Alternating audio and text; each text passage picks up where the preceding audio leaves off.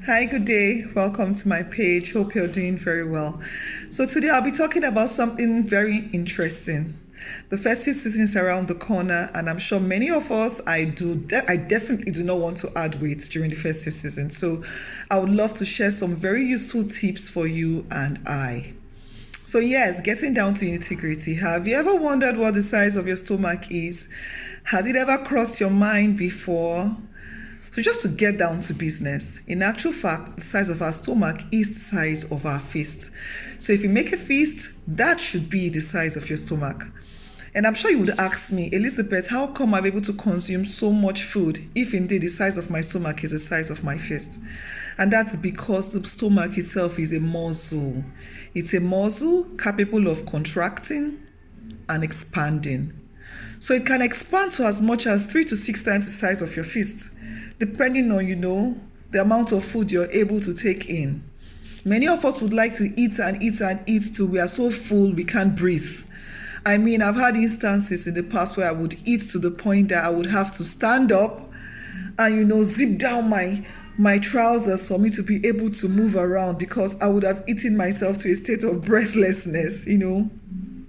But I'm sure by now you know that when it comes to weight loss or maintenance, the amount of food we take in, which automatically translates to the amount of calories we consume in a day, is very important. But then again, the volume of food you eat shouldn't really change because you're trying to lose weight. In fact, if you're a big eater, you should continue to remain a big eater. Don't let anybody change you because you're trying to lose weight. You don't need to do that. You can actually eat in a strategic manner where you still eat and get that full feeling, but at the same time trigger weight loss or maintenance. So what are the tips that are useful to us, during this festive season, or not just the first festive season, that we can actually make a habit? Because whether we like it or not, all humans, as you see, are creatures of habits. So if you can do this thing I'm about to tell you every day for like a month, for like 2 months, before you know what's going on, it becomes part of you. Now, the first tip I'm going to share is to learn the habit of taking in a glass or 2 glasses of water before your meal. Yes. You take in a glass or 2 glasses of water and then you eat your meal, and take in a glass or 2 glasses of water after your meal. Now, the entire thing is this, the entire essence of taking in a cup of water before your meal is because in actual fact, water is a 0-calorie drink. You can't add weight on water. Nobody adds weight on drinking water. So when you take in a cup of water or 2 cups of water before you eat, at least you've used the water to take, it has occupied a good amount of space in your stomach first before you now do some eating. And then after your meal, take in a glass or 2 cups of water, 2 glasses of water, to ensure you do not go back for a second helping of meal. What happens is you feel full, but you've strategically, reduced the amount of calories you would have taken on a good day if you had just finished up the amount of food you would normally eat. So that's tip number 1. A glass of water before your meal and a glass of water after your meal, or 2 glasses of water, whatever the case may be.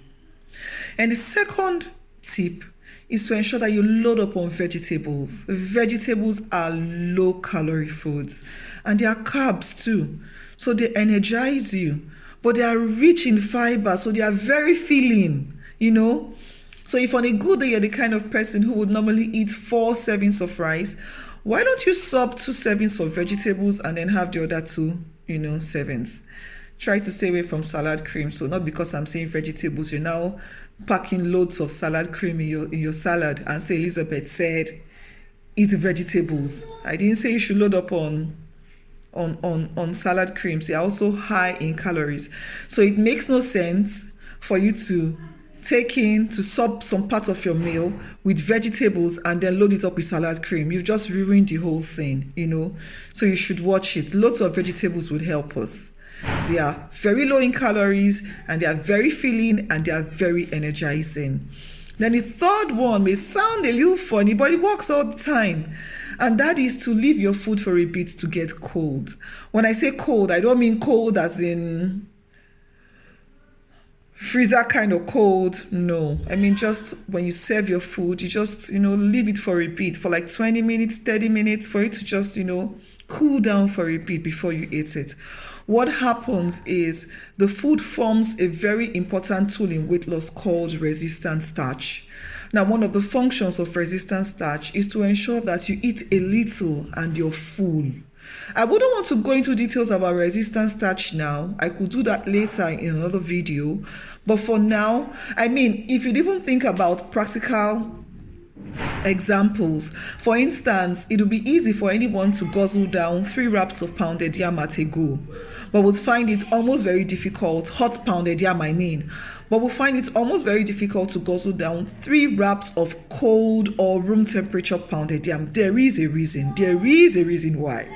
But I wouldn't tell you that reason today, like I said some other time, but for today, it's just about tips. Like I will do a recap of what I've said earlier. Number 1, ensure you take in some water before your meal and after. Number 2, load up on vegetables. And number 3, which is the last but not the least, leave your food to cool down a bit before you eat it. So when we see next time, we talk about other very interesting things. Bye-bye for now.